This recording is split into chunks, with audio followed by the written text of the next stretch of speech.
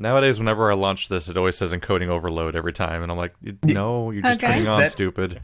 That scares me every time. I'm just like, is my footage going to be choppy and dumb? And the answer is no. It's totally normal. Question mark.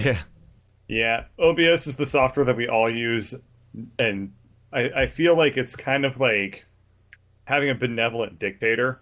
Like, you never... it's treated you kind of well, but sometimes it's a little bit screwy and your entire livelihood just gets kind of, like, messed up, and you can't do anything about it for a little while. Not exactly in the same vein, but I recorded a solo episode of Anti-Birth earlier today, and forgot to set hot plug to 0. What does that mean? It makes it so your commentary is glitchy and wrong the entire time. Like, it goes, like, it crackles it after every word. Oh yeah, that special feature of fuck your recording. Yeah, exactly. So I lost 50 minutes, and I was not pleased. I've never turned this setting on. What's this called? I'm pretty sure I told you to turn it off before you ever ran afoul of it, because you don't record. So it's this weird problem with Binding of Isaac Rebirth, and a lot of YouTubers ran afoul of this. Right. Where in the config files, there was something called like hot plug equals 1. And apparently, if it's set to 1, it makes all commentary for recorded footage with every program shitty and bad. Oh, it's in Binding of Isaac. Yeah, it's in Binding of Isaac. Oh yeah, that was really confusingly presented. Like, we're talking about how Twitch is about how OBS is a benevolent dictator or something, and you're like, yeah, that hot plug feature. No, like, what? Sorry, it just reminds me of... Well, it happened like 2 hours ago, so it's relevant. I don't know. But no, it just scared us. That's all. Yeah, sorry. But so Binding of Isaac's just like, we're gonna burn your footage now. And I'm like, but I won that run. With fire. No. Yeah, it sucked. Because it was a good episode, too. So welcome back to Four Nerds Save the Universe. Couple of quick updates. We are now taking questions at FourNerdsQuestions@gmail.com. And if you're waiting for the audio-only version of the podcast, that's now at SoundCloud.com/4nerds. That has all of the podcast we have links in the videos. And the previous podcast, and the previous podcast, all the way back to Sadcast number 1 from like 3 years ago. Keith is determined to get the whole thing out before we interrupt him and derail the whole thing. So, hey, it works. Here's my derail. Can we do some sponsorship for products that don't actually sponsor us during these opening slots? I might be eating Lindor chocolates during this podcast. So those will be making brought to an you by appearance. Lindor. I'm eating Trader Joe's mini raviolis. Well, people with chocolatey voices. I guess I need to eat something real quick. I have an abundance of chocolate around me from Christmas. It's a problem. I got Christmas chocolate guilt coins. So wow, sponsored by the Anti-Defamation League. Did you get those for yourself, or did Daddy Birdie bring them along? For me. Okay. Wait, they're coins? Yeah. It's like the candy coins. Yeah, it's little chocolate coins. Oh. Did you ever make the mistake of biting into the foil? Like you weren't paying attention or something? Why? You bit into the foil? No. I've had that happen never made that once. mistake. I don't know why it happened. You've eaten Maybe there was foil? like some foil like inside. Yeah, biting foil is not fun. No. Yeah. Of course not. I found that's But when you want to method. That's like your the gums go-to bleeding. comparison for discomfort is chewing on foil. You only make that mistake once. I found that pressing stop making it? foil is the only way to sharpen punches. And I'm like, oh, that's how I'm going to be able to fix my button punch. Hole punches, not like fist punches. Yes. You should probably qualify that. You know, metal punches. So, Christmas. Anybody get anything good? Can't eat the foil. Were you trying to chew on foil? Ladybird got me a Nintendo DS. I have no games for it except for it came with a virtual console with Super Mario World installed on that. What color is it? It's green. Oh, it's the new nice, special one. Yeah, it is the new special one. Nintendo 3DS XL. So I'm probably gonna pick up Super Mario Maker or something for it and have some good times. But yeah, I've been playing Super Mario World. What? My brother got me a ukulele. Oh, okay. I'm not entirely. That kind of came out of nowhere, but yeah, I have a new ukulele for some reason. You have a ukulele. That happened. So Keith got an instrument. Mm-hmm. We're waiting for Carl now. I got... Well, now actually, you have a ton of stuff. Yeah, I got a lot of donations from my fans, which is really unexpected. I'm not used to that, so that was really nice. Oh, so you have a new scarf. Frodo and Funny Cash Man. or video games? Yeah, just straight up cash. And Works. like, yeah. I'm still not used to that part yet. Nice and then plaid... What is it called? A trapper's hat? A bomber's hat? The Mad Bomber hat. One of those, like, it's a Ushanka, pretty much. Okay. Those are nice. Ushanka's cool. So I already own one, but it's in Massachusetts. And I was like, hey, Mom, you know, when I'm going to see you for Thanksgiving, can you bring my black rabbit fur hat? And she's like, yeah, sure. And she just brought like, a completely irrelevant hat to, like, my entire, like, list by she's line just by like line. up Does with a not propeller fit beanie. over your headphones. Pretty much, yeah. But it was wow. I look stupid with the headphones on. But yeah, so she shows up with this just totally arbitrary hat that doesn't even fit my head, and I'm like, Mom, I can't wear this. And she's like, well, you should have it anyway because it's going to be cold. And I'm like, Mom, I literally can't fit this on my head. This is from like middle school. And so she took it back, and now I had to buy a new one. But it's okay. I probably needed a new one anyway. Yeah, it has some rabbit fur on it too. Yeah, it's really comfy. So you really did turn out a propeller beanie. Wow. Yep. Sad. Let's see. What else did I get? A scarf. I got chopsticks. I bought you guys a ton of games. Or every person from the Catterday crew a game. I didn't actually buy a whole lot of Steam games for myself. I have a towel robe. I got a lot of currency, so I ended up buying 57 Steam games. Nice. Wow. They were mostly like $2 to $3 each, except Doom. Oh, like to complete bundles and stuff? Well, like one of them was the XCOM 5-game bundle. Yeah. And those are all the old ones. Yeah. But yeah, and then Doom was in there, which was a significant portion. But yeah, my family doesn't see each other too much, and we don't have much in the way of thoughtful gifts. So gift cards happen a lot. Cash. We used to just do White Elephant, and I preferred that because there wasn't any weird pressure to try to buy gifts and stuff. You would just sort of get weird stuff and shuffle them around and have sort of fun for an evening and then move on. Yeah, we ended up having to resort to that because our family just got to be too big with all the cousins that were coming. Oh, yeah. So, whereas before when it was smaller, every family unit would get a present for each child in the family and adult, but then that came to be too much. So yeah, then it was just everyone buy enough gifts. Well, actually, it's like everyone buy a gift, and then that will be put in the pool that people choose from.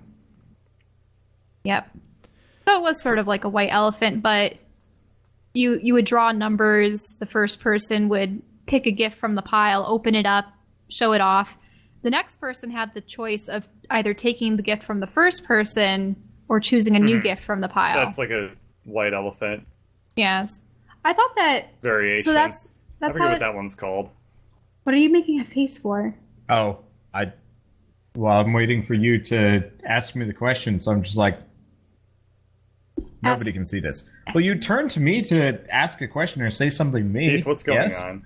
I never really know. I was making a face at her when she turned to look at me, and I'm just like, all right. I'm like, why are you making that face? Yeah, all right. Derailed her brain. Well, one side of my family did end up doing White Elephant, and a weird accident that happened is that I went out and got the Blu-ray for the night of the HBO series that came out this year that I liked a lot, and I figured that'd be a decent thing to give out.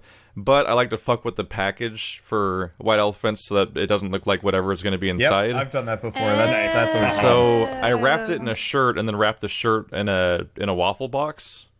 And it was just it was totally off the cuff random nonsense. And the shirt itself was a shirt that somebody else gave me that I didn't want a while years ago, and I never put it on or wore it or washed it, and it just sat there in a pile somewhere. Yeah. It was a Johnny Cash Folsom Prison Blues shirt.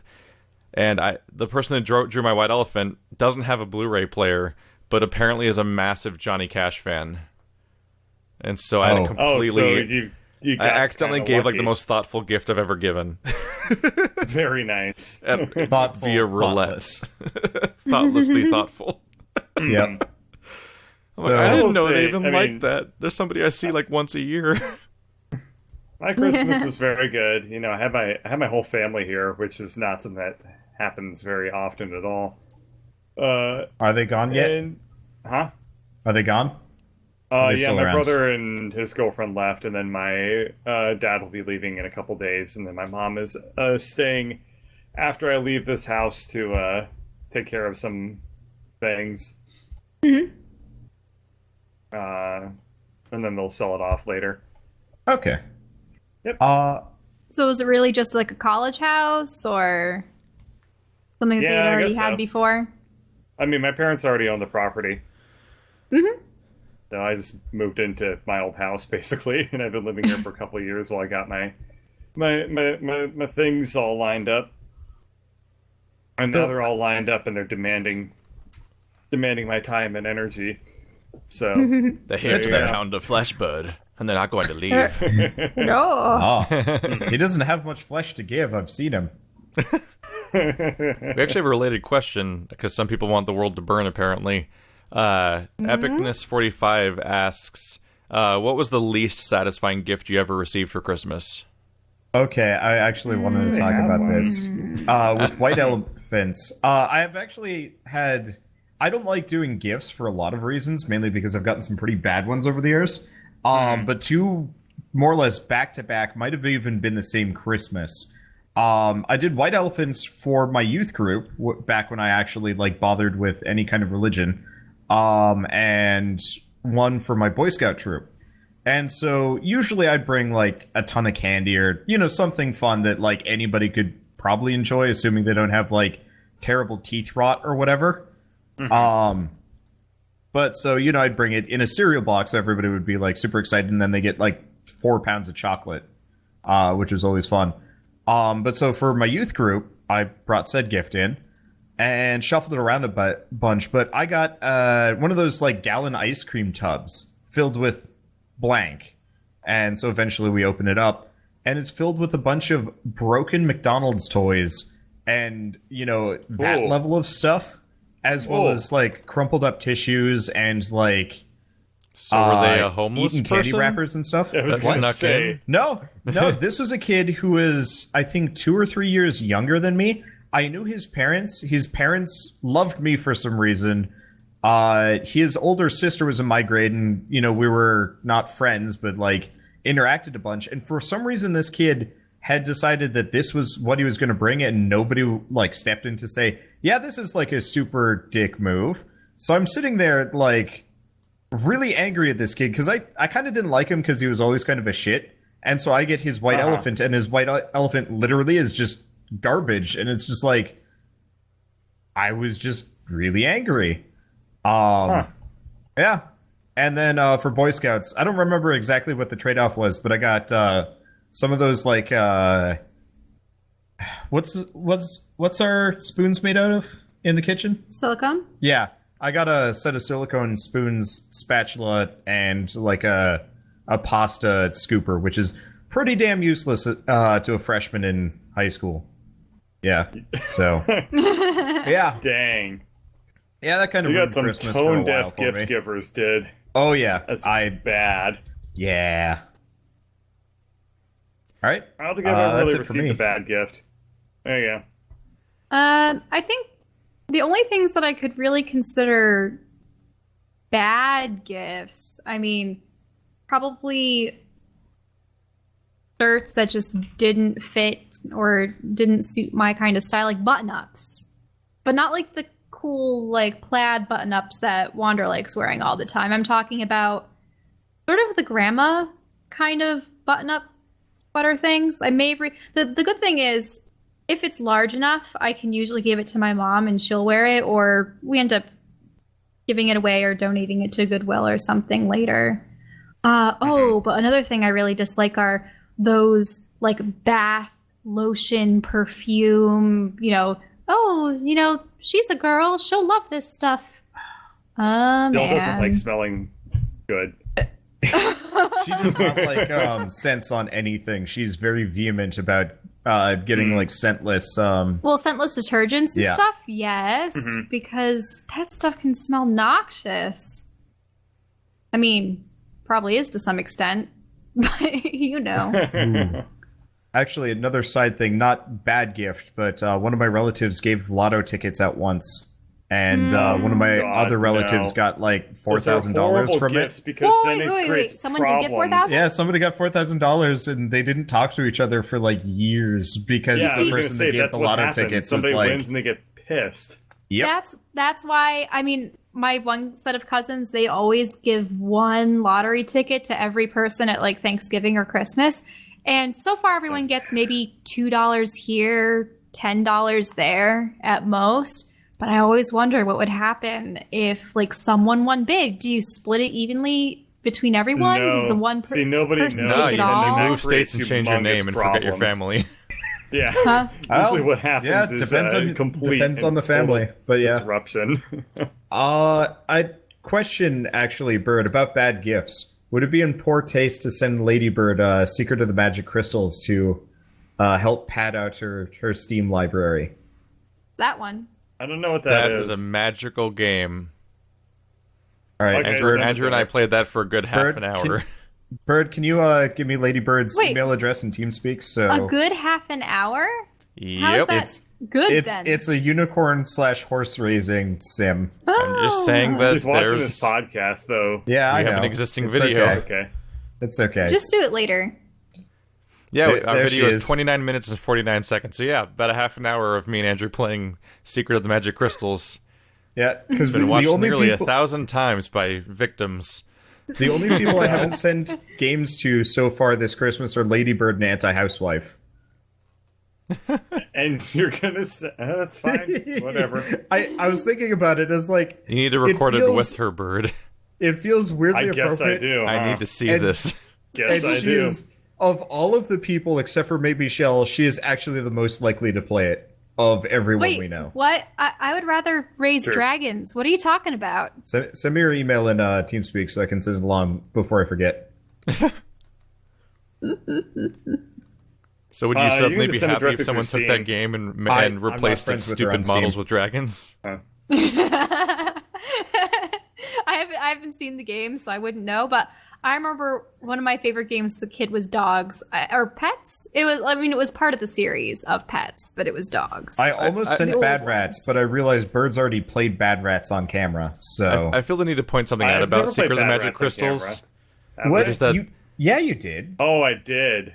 You That's totally man, why are you trying to make me remember like the, did. that was So my Secrets of the Vietnam. Magic Crystals is a game about raising horses, magical horses, and maybe unicorns ultimately, and trying to Well, increase their supposedly you stats can and unlock stuff. the unicorns. And but- what's really amazing about that game is that after raising up your characters, you click on like the race button to go race them, which seems like the entire point, and then it's like, all right, go buy the race feature. Yeah. The It's thing about that DLC. game is that it takes itself incredibly seriously. Wait, that's what Secret of the Magic Crystals look like? Yeah. It actually reminds me of my really, really old Barbie writing adventure game. Yeah. I mean, it's It looks- ancient too. It's basically that. What other? Wow, it's made by Artery Games. Way to have a weirdly mismatched name for your. That's Artery. creepy. Yeah. Apparently, they've never made anything since. Huh. But yeah, it looks You like don't you think they turned a actually profit? groom and dress up I'm DLC for fairly certain $2.99. They've actually turned quite the profit, considering this is one of the bigger Steam One gag of the bigger- gifts to send. Yeah, that's true. Oh, there's a $2 DLC for the soundtrack and coloring book. Oh yeah, I'm sending the whole package. Bird, send This me that is- email. This is definitely meant to be purchased for small children. Yes. this definitely reminds Also, me the of Steam sale's happening Barbie. right now. This thing's not on sale. Yeah, it is. No, it's not. Oh, it's not. Not. Huh? No. That's weird. Well, then Why Exactly. are again, you It's and Lady it's Bird complete- are friends on Steam? we are. I think they're Just so BC aware of the, apostrophe S. Oh, that's why. I think the game Yeah. is so aware of its existence as a joke gift that they just flat out didn't give it a price, a sale, because it's like, oh, people are gonna come buy us again this year, like they always do.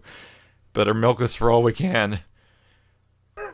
And you can't put a sale on Bad Rats because Bad Rats already cost 99 cents. They're gonna give away Bad Rats for a nickel.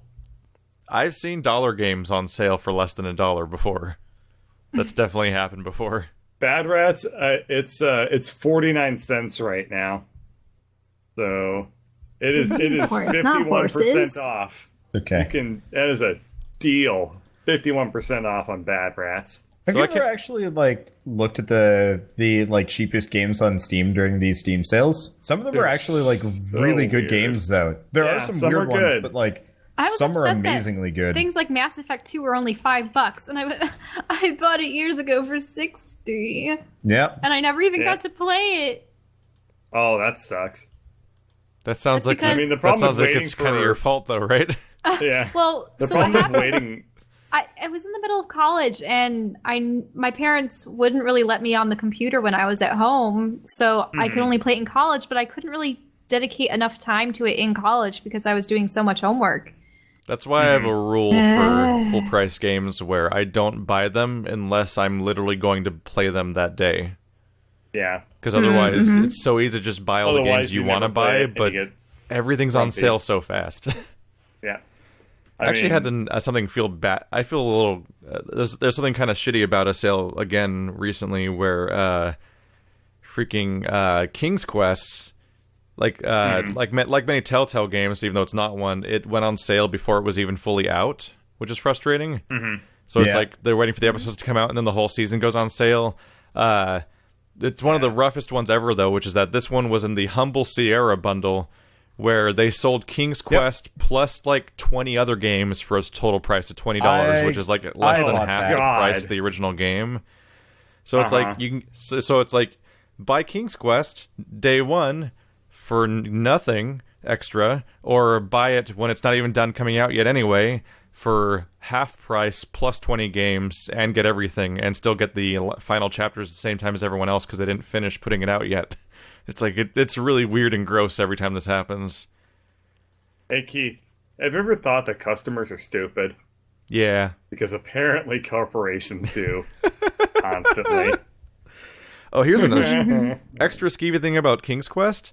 They sell them episode by episode like usual, but if you do that, you actually screw yourself over, because if you didn't buy the entire thing up front out of pure faith, you don't get to play the epilogue. You can't buy the epilogue. It's part of the full bundle. What? Wait, what? Yep. Yeah. That's terrible. The final chapter of the story is only playable by people who blindly bought the full thing up front. You didn't believe in my dream hard enough. You don't get to play all of it. It's unfortunate things happen in this industry sometimes. Yeah. Yeah. Speaking of Crytek, by the way, wait, one thing about that. By the way, here's just extra stupid. Was that with Crytek? Later. So first, there's buying the 5 episodes separately, but aside from the complete edition, what they also did is they made episode 1 free and then put out a season pass for episodes 2 through 5, and that's not the complete edition, so it doesn't come with the epilogue. So even if you play the free first episode and buy the season pass for the remaining episodes, you miss out on the epilogue. Damn. That's how shitty everything about this package is on the way it's sold. It's so skeevy. That's bad. And you can't unmake that mistake. It's not like you're missing your chance on a discount. You literally can't get the epilogue unless you turn around and then repurchase the whole thing. What the fuck? All right, talk about Crytek. So did you guys... What happened to Crytek? They went out of business? They're not out of business, but they dissolved 5 out of 7 studios or 5 out of 6 studios or something like that. What are they most noted for? Aren't they sequestering all their employees too? No, they laid off most of them. Okay. They're sequestering their best ones, quote unquote, but Did they ever do any other games other than they did. there's Far Cry. What was it? Okay, developer Crytek. They have made. They're based out of Germany, which is kind of thing. Okay, they did Rise. Yeah. They did Crysis, and they've started an insane amount of games and finished none of them. Oh, right, they helped with Homefront 2, which was. That'll save their studio. Well, that's probably why Far Cry. They helped with that game people already forgot came out this year. Yeah. It came out this year? That game takes home the trophy for most forgotten shooter. Well, yeah, like the first one was such a huge disappointment. Didn't that wasn't that part of the reason why THQ tanked or something? No, not even a little bit. Never mind. It was a THQ game and it was shit, and I gave up in it in less than an hour of playing it. But THQ tanked because they made they made those draw tablets, and they did really well on the Wii. And then they're like, "Well, we'll make this for everything else because they're doing so well." And they sold like no copies on anything besides the Wii. So they had this huge inventory of games no one wanted to buy, and they just tanked because they were they had so much faith in that succeeding, and it didn't. And yes, Homefront came out May 17th, 2016. CryEngine is like completely free to use. Like you don't pay a licensing fee, you don't pay any royalties on it. It's like insane. I think you have to pay if you're using it to actually release a game. I could be wrong about that. I mean, that also doesn't help them though, because Unity and Unreal have moved in and more or less like taken their spot. Yeah, and Lumberyard is trying. Holy shit! They bought out CryEngine. Homefront 2 has a 54 on Metacritic. Wow. Homeworld 2? That's pretty bad. Dang. Oh, no, Homefront. I also didn't realize that Homefront 2 is actually just a reboot to Homefront.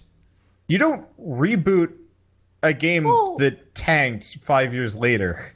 Wait, they're fighting against North Koreans? Yeah. Why wouldn't you just make a new thing at that point? Yeah, I don't know. In Philadelphia? Because you believe in it, damn it.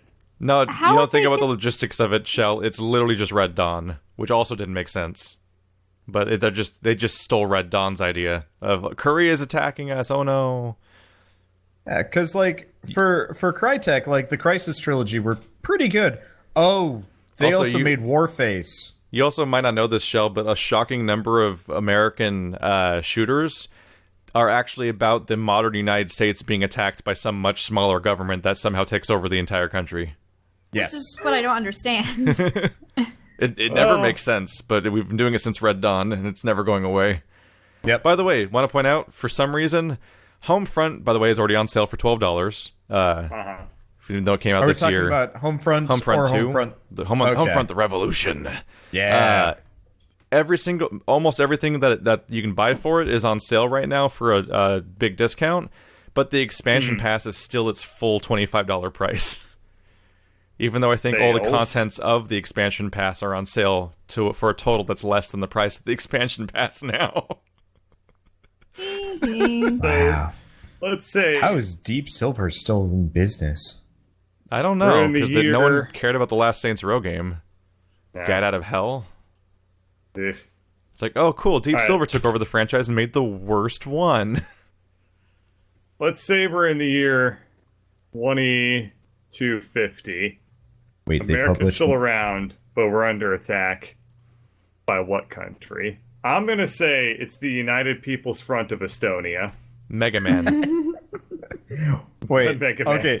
No, I actually have to comment on this. Apparently, the American publisher for Mighty Number 9 was Deep Silver. I didn't know this. It fits too well. What was the smallest country in the world? Yeah. Oh, universe, you've done it again. Deep Silver hasn't done shit for a while, by the way. Yeah, I'm looking at it. Yeah, they put out Get Out of Hell like last year, then Homefront Revolution. Then they're like, we'll put out Dead Island again. They put out definitive editions of both Dead Islands because they're like, we need to make money off this. That looks interesting. They did put out Dreamfall Chapters, which I think was done well. Wow, back to back they put out Dead Island Definitive, Dead Island Riptide Definitive, and then a Dead Island spin-off and Deadlight Director's Cut. They're like, let's just keep re-releasing all of our other products because we can't develop things. And we'll release... What the hell is up with... And we'll be a local publisher for Mighty Number 9. All they do is they take things that apparently everyone else has given up on and then publishes them. The one exception, the one good game they've put out in the past half decade, they continued Dreamfall Chapters, which is actually like a really good game. It looks like there's actually alien races and stuff. There were at least one of the publishers of Killer is Dead. Yeah. I'm actually going to pick this up. Is it good? Wow. Yeah, they what's funny is this is one of the things I got hate for at one point is that Saints Row 3 came out THQ tanked. They did the really super humble bundle where they're like, buy every game ever for $1 because we need liquidation money. That was a great bundle. And then Deep Silver got Saints Row.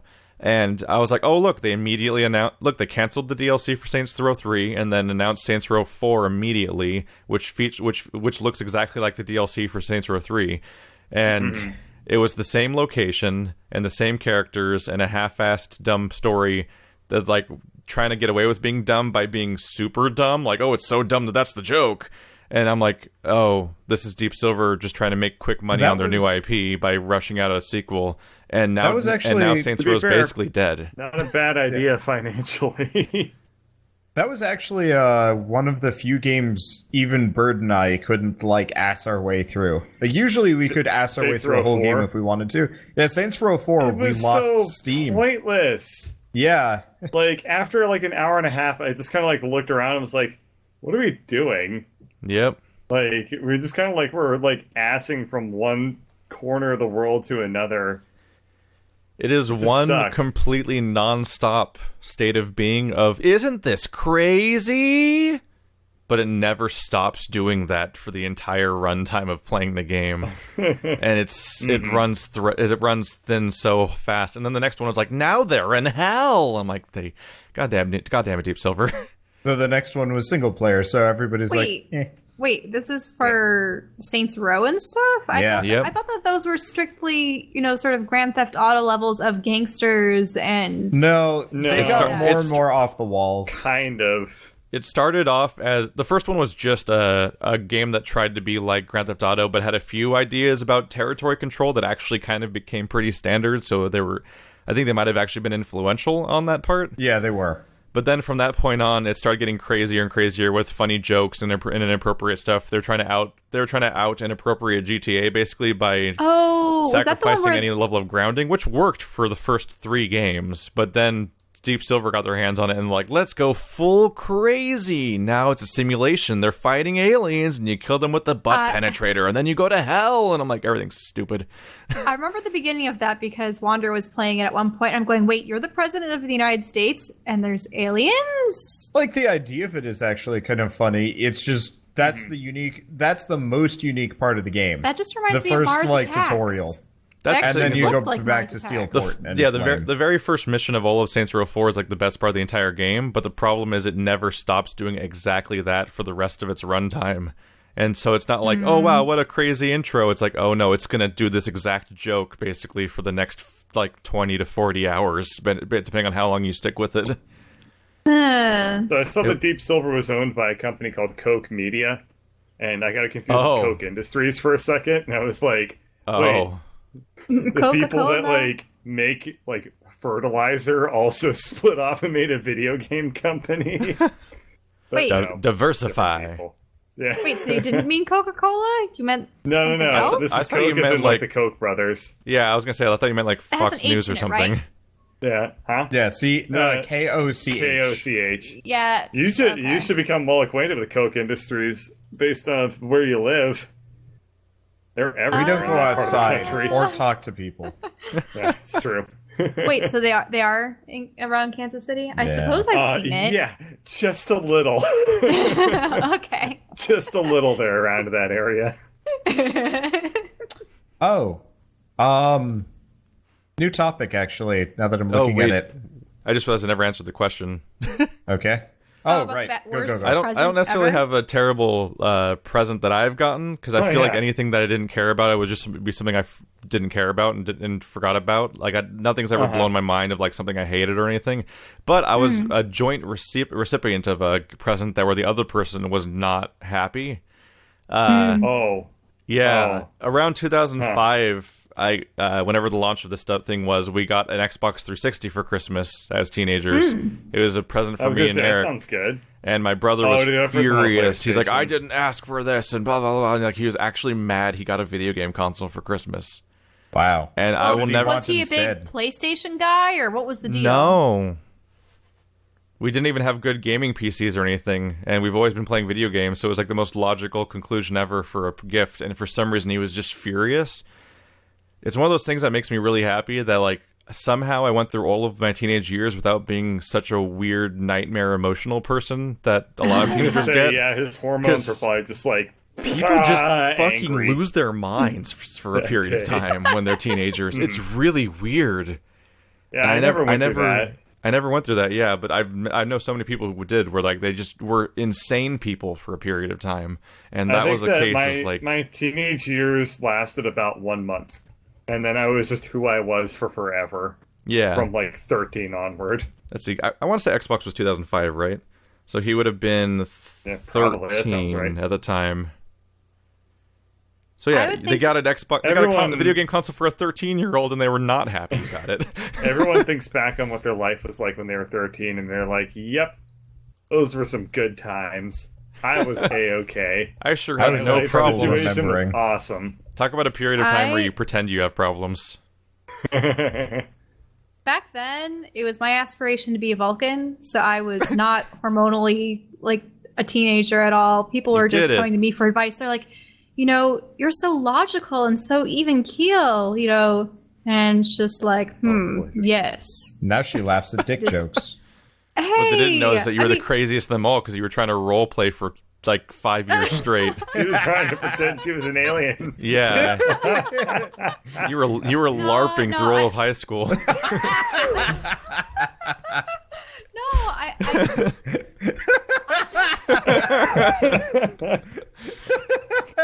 All right, that's pretty good. No, okay. I like that. I didn't want to be like everyone else who were, starting to get crazy about boys and potentially alcohol, even though they were underage and everything. And it's just like, Bird, put on the voice. No, wait, what voice? What voice? It's an inside Bird joke. An inside Bird. It's on YouTube. It's got like 20,000 views now. Does it? Oh shit! Yeah. What episode or? The one where you took over for a whole episode. Sorry. Sorry. Shell story time episode. I was watching the whole time. I think I mentioned her name, and she just comes in, sits down in front of the microphone, and just starts talking while the rest of us build scrap mechanic things. And it was like straight up an hour. I couldn't cut it because, like, start to finish, it was just an hour-long shell rant. So, I suppose since meeting you, yes, I've become a huge goofball. It actually is interesting when I go home and see my friends because they go, "Wow, Michelle, you're actually funny," and a little bit clueless at times, and like bubbly, and this is interesting, and you don't balk at us for saying something even slightly akin to an innuendo. This is good, and I go, eh? I guess I have accumulated with human. Turns out Vulcans can tell jokes. Anyway, what was the start of this story? Because wherever we are now was not. This came from my question about gifts. Teenagers. Yes, hormonal teenagers. Hormonal teenagers, which linked to his brother acting spastic about getting a system to bad gifts. Yes. All right. Do we have any other questions? But you had a thing you were trying to go to. Halo 3 on the Xbox 360. Man. That was a great console. Ew, that's gross. We have other questions. I don't know if they're good. Okay. One of them looks really long. Okay. Dearest Four Nerds, I have been writing to you today, for I'm very distressed. Play scrap mechanic! I'm just going to start reading it out loud, and we'll just see what happens. Okay, yeah. Phoenix Knights Gaming says, so this is a question, a strange one, too. This is split question into two parts, so first part is here. What would you do if you were fighting a swarm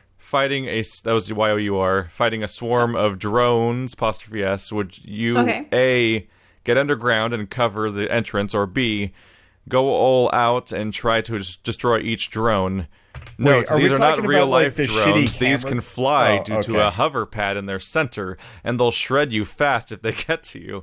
You do have body armor and also a shotgun, and it takes bucks, like the apostrophe S, 2 buckshot to destroy a drone, and there's 30 of them, and you have the ammo amount to take down 15 shots, so use them wisely. If you go underground, they cannot get you for a second one, and you can answer part 1 or part 2 of your choice. Anyways, the second is, would you fight a robotic overlord, or could you bring any, would you fight... And a robotic overlord, you can bring in any shit you want, but the battle is the same level, so no matter what, how would you win? Note, the robotic overlord is smart and would also counter every attack if aims *S correctly. This is all I have to ask. I hope you answer if you pick this one, and hope you like it because it took an hour to make before the podcast. God. My answer is yes. Okay. I'm just wondering, why was this asked? Because if you have like a plan, if this is going to be like a reality that you want to set up, I have some problems being volunteered for it. Okay, so my issue with it is you have too few shots for the number of drones there are. If each drone has to be taken we'd be out better by off 2 just shots, flailing with you only have, 15 the shots? shotgun That as a means melee you wouldn't weapon. even be able to take out half of them. We did. I mean, they already gave me the option to go underground and cover the entrance. Why would I go with the part where it's like, hey, you're doomed to go fight them? But then the question is, if you go underground and cover the entrance... It's like part How do 2 you explains escape the why you're going to situation? lose, I think. So I'm like, why would I do it? Okay, judging by my calculations, I think PK Gaming's got some you can Game Master juice in his system. He needs to get out in other outlets and go DMs. Go be a DM in a campaign. It would depend on how Or efficient not. That the power sounds like a armor horrible is. campaign. We were Everybody would talking die. about shredders there. So, is there any way to physically destroy them as well? So I actually had a friend. use the shotgun. When we Yeah. did D&D I stories, did I activate my tell you? EMP. Yeah, something that He could didn't say it disrupt wasn't there. electronic impulses. I mean, that would be great because then that would I just bring Did I them imagine tell back. you- children's games are like, nah, I have a shield. Did I tell you guys about the DM, or not the DM, the D&D player who always liked playing as Goku or a Saiyan or something? No. What? No. I have an anecdote, but Okay. please continue. Okay, so I can't believe I didn't tell this when we were talking about D&D in the past. Yeah, my across the street neighbor when we were living in California, kid loved DBZ. Like he breathed it, except for the fact that he was super scrawny, and his idea of not being super scrawny anymore was standing there screaming in the backyard for a couple hours. But so whenever we played D&D, he would join us, and he had kind of a modified monk character.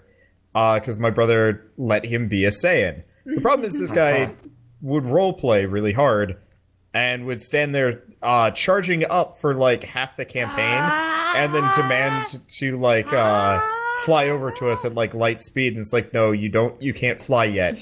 So you have to walk. And he's like, okay. But do I stay charged up? It's like, no, you don't. Yeah, exactly. So we were trying to give him a healthy dose of reality while still humoring him. And it never quite worked, but one day he decided he wanted a DM, and after some amount of arguing, we told him it could not be DBZ themed. At which point he, accepted it, and went home for a couple days. Then he made it Monkey King for themed. No, but the campaign definitely was pretty close to that question actually, where we would kill his monsters that he'd send at us, and he'd get really offended and kind of do the nuh-uh, but they had potions of heals, so they're back on their feet again. And so he killed the whole party in a 3-hour session. We're all just sitting there being like, all right, we're never letting you DM again. He's like, but why not? That was really fun. And it's like, Okay, but no. isn't the DM just supposed to Yeah, give a series of encounters to a group so that they, so that they embark on an adventure, as opposed to I'm going to see if I can quote unquote win against them? I've But had that's several not the DMs point. like that. It's not fun. That sounds like the time that we let our local power gamer be the DM. And Oh no! Just because they know the rules doesn't mean they know fun. They made us fight a nightmare tentacle monster that could wield 8 weapons at once, and every turn took about half an hour to calculate. Wow. Wow. That sucks. So We eventually I was won, but right. it took all day for one fight. And I'm like, this is terrible. Yeah. So did you have to calculate for every tentacle, every weapon? They had different weapons. Right. It was as great somebody time. that's played a lot of D&D, they probably just suck at calculating that shit quickly, because you could probably handle that. This was the same person who if you fight told 8 you. enemies. This was the same person I told you a couple podcasts ago did the Book of Many Things and the AI companion and all these other ridiculous mechanics you shouldn't all mix together necessarily. Yeah. The fight ended when our previous DM finally got bored of the fight and had already secretly made his character overpowered using the wish from earlier, but didn't tell anyone, and he just nuked it from orbit. He was like, "I'm quitting this. I'm quitting this encounter." It works. So, Ladybird and I discovered last night that if you take religious texts and replace the word Alleluia with Kamehameha, it's like the funniest thing you can do. You can do it with songs. Do you have some scripture for us? Holy shit! I mean, I went to church enough. I can just be like, Kamehameha, the Lord is risen today. Stuff like that is great. Or like, it's raining men, Kamehameha. I don't think it's scripture, but I'll accept it. Yes. What have I done? Kamehameha. Yeah, we did that one as well. Leonard Cohen. Yeah. That's just a fun little thing to, keep in your mind when you're going through your day. Oh my god! I need to get around to actually doing word replacement browser plugins. There's just really specific ones you can do that are amazing. Oh yeah. In tech circles, it's common to replace mentions of the word the cloud with the butt. For at least a little while before I had to reformat my computer, I had stuff like that. I had a plugin that would replace the word millennial or millennials with lizard people. That's a good one. It makes listening to like old people yell about young people really funny. Do you know what I would love? I would love a maybe a short novella length Mad Lib narrative. Wouldn't that be awesome? It would be so hard to keep consistent, though. Yeah, no, it'd have to be a computer program, otherwise it would be too much write work. A little book, yeah, it's a lot of work. Never mind. It definitely have to be a text field like program thing, because if it wasn't a real book, it would take forever. You could totally write it in Excel. It'd be awkward to read, but you could totally do it in Excel. Yeah, also, I get bored with Mad Libs halfway through the page usually. Yeah, they're usually good for a giggle, and then you move on. Aw, yeah. And then they butted the butt with a sword of magic flame of butts. I'm like, okay, I'm done with you, Mad Libs. It's over. I can do this on my own. As you leave your cottage, you can take with you your grandfather's magic butt. Which cheek are we talking, lefty or righty?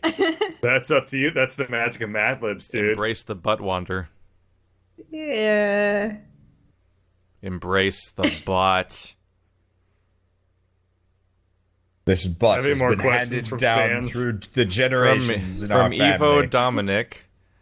Quick question. Do you think that the Bee movie is a magnificent piece of art that should be cherished for many decades after its release, or that it's shit?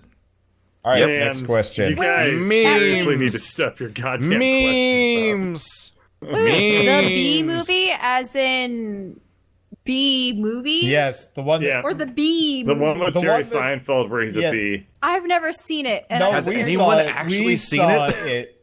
Well, I've seen it like 3 times, but not correctly. Oh. Yeah, we saw the version that got faster and faster. Got faster every time B was said. That was fabulous. That's the one I linked, where it gets faster every time they say B. Beautiful. That's I have no idea what the ending of the movie was, but brought to us by r/meIRL. Yeah. There's some so that was a super short, like 10-minute version. I got bored and stopped watching before that was over. Same here. We skipped ahead just to see it go fast. I also saw it got great. I saw Shrek with Shrek removed. Anytime Shrek was on like the screen, they just like cut it. Oh, which was really funny. So what was the plot of the story then? Huh? So the story's still kind of coherent. Re-edits can be pretty interesting.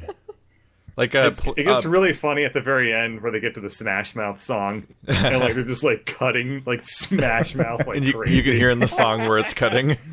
Yeah. Wait, so there were only like 8 collective minutes of film without Shrek in it? He is Yeah, the it's only something like character. that. He's the main character of the movie. I know Yeah. he is, but you would think that there would be some scenes off to the side where, hey, you focus on the villains, or maybe Maybe later. Fiona or That's someone the else. 8 minutes. That's Yeah. right there. That's The I'd love the to first see, movie doesn't the really cut away. Avengers minus like Iron Man and Captain America or something like that. The first movie's too busy being angry at Disneyland. Yeah, the first. Do you know what's sad Funny. about Shrek? What's that about Shrek? Okay, so my grandmother from New York City, from my father's side, so my Greek grandmother, we took her to see Shrek, and she was so upset at the end. And I mean, she was about like 70 something at the time, but she goes, "This isn't right. The princess is supposed to make him into human at the end, right? Why did she become an ogre?" And I go, "Well, that's the spin that they're trying to get with joke. this one." Yeah. That's also like the closest thing to a moral that the movie has, is that it's okay to be different, as opposed to you have to fix you by making you pretty and normal, which is often actually the kind of creepy Disney approach to things. But at the same time, if you think about it, why did Fiona have to become the ogre instead? I mean, I know that it's a reversal, Turn Donkey into the ogre. but have there ever been films where like the Beast character or like the Beauty and the Beast, where they just remain the same and they're happy being the same? Or if the I Beast want was one where the never Beast human gets to begin worse. with. What? He goes from, say Beauty and the Beast, but like she kisses him and then he gets like crazy horns and he gets like a super hunchback and like Even really more burly laid like off. forearms. And just like moves into her house as a moocher. Just hangs out on her couch. It's not invalid. It is noteworthy that like the Shrek kind of is like, let's embrace being different, but also interracial's weird, so they have to be the same or it's weird. Yeah. I'm like, that's kind of. like, Would have been great if she that seems turned into unnecessary. something wildly different, like Now I'm a trying to think of lizard ones. person. Now I'm trying to think of weird asymmetrical ones, like if they happen ever in children's cartoons. not really. Hell, Disney still does it where like characters with mismatching hair color are rare, like in relationships. What do you mean by mismatching? hair? I guess not so much so. Like- I guess I'm just thinking of the Rapunzel one where it's just like she goes from like this blonde beauty to like short brown hair. I don't know, whatever. I'm grasping at blonde straws. beauty. What are you trying to say? I have very dark brown tresses. Cut your hair. No. Keith, what's happening? I never really know. It's fine. I keep trying to suggest she I'm should just cut looking her at hair Super short. Bunny socks. So Shell's hair is pretty long. It goes all the way down to my waist. Yeah. Yes. And like most girls, she sheds a little bit. Not a little bit, a lot. And Yeah, I and it will- wraps around my toes. I can swipe Oh. my hand across the floor and I will find hairballs. It's horrifying. And I lose a good You should get a handful in Dyson the shower pet every day. vac. Probably should. Super bunny socks? Yeah, Is he these are, actually... these are weird, dude. Why did you link these to me? So what? Super bunny socks. This is a Super Bunny Hop thing. Yeah. I interrupted just with links. socks. So I'm a It's- fan of the channel Super Bunny Hop because he makes good videos, and he has this weird joke dad persona thing going on with awkward live action things and weird Twitter photos and shit. Like there's one where he just looks depressed and with a hood, and people are photoshopping him into all these different images and stuff like that, and like it's just sort of fun with it. But as a weird thing he started doing for the holiday season, his dejected, plain sad face on socks, and Huh. that happened. And That's a meme. I guess they're selling. I kind of wish they had taken it a step further and actually gotten like some nice official artwork of sad Super Bunny Hop. Yeah. See, now I'm trying to think of instances in which there are interspecies relationships in sci-fi. I know that there's Donkey definitely... and the dragon. Yeah. Yeah. Okay. That is actually a good point. So they Star did. Trek- They did manage to do that. Star Trek has Star a Trek. number of because I mean you have Uhura and Jadzia Dax. Shatner led the way in the 1960s, and there you go. Though now they have her sort of paired up with Spock, but then they separated, and then they might be back together. There's I a don't lot know. of that going Man. on in Mass Effect, that's for sure. Yeah. Oh, Oh, yeah, yeah. there's that. I know that Farscape had a couple. Then there was, I mean, Star Wars to some extent, though, it's all expanded universe. I don't think there's ever been a couple in a Star Wars film. I that don't was think I've ever ever seen anybody in interspecies. a relationship in Star Wars. It's all been expanded It's universe. it's just Leia and Han, basically. Yeah, and also only kinda. It's weird. And then there's the really stilted, awkward Amidala Anakin situation. Yeah. Yeah. I hate sand. Yeah. It gets everywhere. He was like, what, 9? I and she slaughtered was them like 14? animals. Yeah, except for he was a 9-year-old playing a 9-year-old, and she was a 20-year-old playing a 14-year-old, which was weird. And I hadn't known it for the longest time, but Keira Yeah. Knightley was actually the double. Yeah. Uh-huh. Yeah. She actually had That's not the been premise. in that many movies before that Star movie Wars? came out. Yeah, like she was in Well, Leon the she's Professional, pretty young, isn't she? and then like That's Mars not Keira Attacks. Knightley. no. I'm talking about. Well, now he's talking about Natalie Portman. yeah, sorry. Yeah, without ever saying her name. Okay.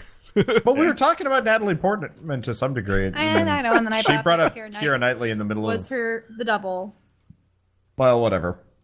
It is funny that the two actresses people confused with each other literally played doubles of each other in a movie before they were confused with each other. It's Yeah. like how the character that one actor that's kind of like Willem Dafoe was in the Spider-Man reboot series. Wait, what? I didn't Oh see I yeah, didn't see the reboot. you're totally right. There's this I've heard- somebody that looks like Willem Dafoe. Yeah. That poor man. Well, he looks more traditionally handsome What than were you Willem gonna Dafoe. say? I think Willem Dafoe hopefully has a good sense of humor about it, but he is like the most terrifying looking person when he wants to be. Jeez, I mean- I'm Google image searching Willem Dafoe, and I feel like I'm scared now. I mean, hey, that's why some Okay, actors just get perpetually typecast into Yeah, creepy he's roles. he's kind of like Danny Trejo, and that just like he just looks like a villain. There he is, Dennis Leary. The interesting Yeah. Oh, thing is, Dennis Leary. the thing is, like Anthony Hopkins, He's- despite the fact he was, Hannibal Lecter, among other things, I mean, he's been able to work with a variety of roles. He's not always the creepy serial killer. I mean, he gets to be things Yeah. like Odin. What was Yeah. What's Dennis the? Leary in? God, he was in a really famous movie. Was he the one that dressed like as a woman for a role or Maybe. something like that? I think It looks like it. Oh no, he did it for the Grammys Oh. or No. or Oh. whatever.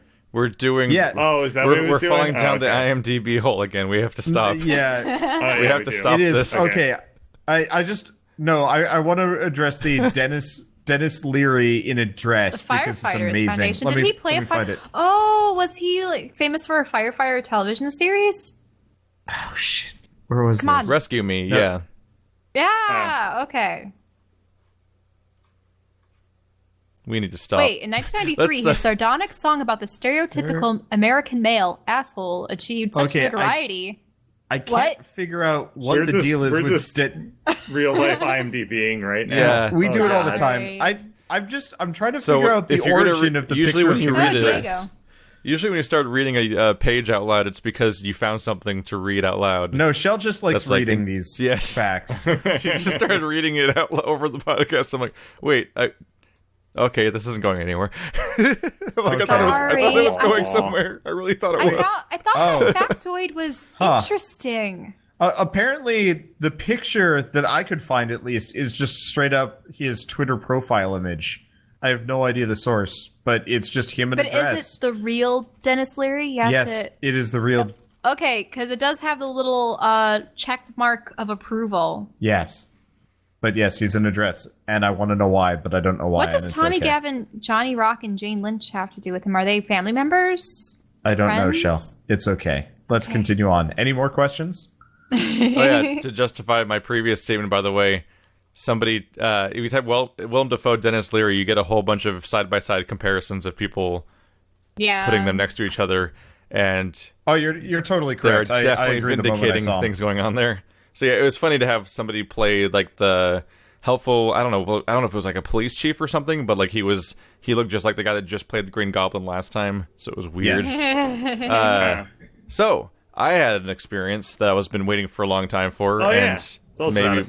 about So I finally went to a real life escape room, Yes. which obviously, like, I like my puzzles and everything, and I was looking to see what that works like. And Who'd you go with? some local friends. There was this girl Carissa who I used to commute with to college, and was in some of the really really early videos I used to make with Andrew, and she just invited a bunch of people to go to the local escape room. I think she had like a special a pass or Groupon something? for it, Yeah. and I can see why it had a Groupon. Uh-oh. Let's just say Okay. it got me just enough in the territory of like, oh, I sure hope I get to experience this in escape room someday. Again, it's still what I feel like I still haven't done that basically, because it wasn't great. Oh. So- what was the premise?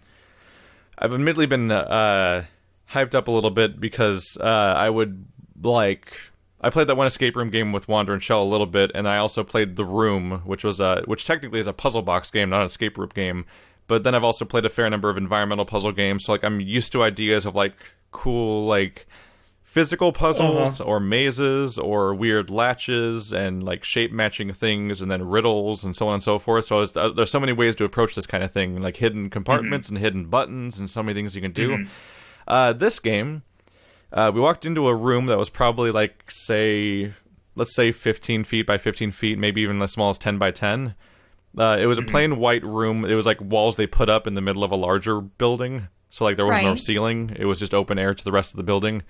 And there was as we walked in, there was a table in the middle of the room, a chest in the back left, a bookcase covering the whole right side of the wall, and then along the left wall there was like a desk and like some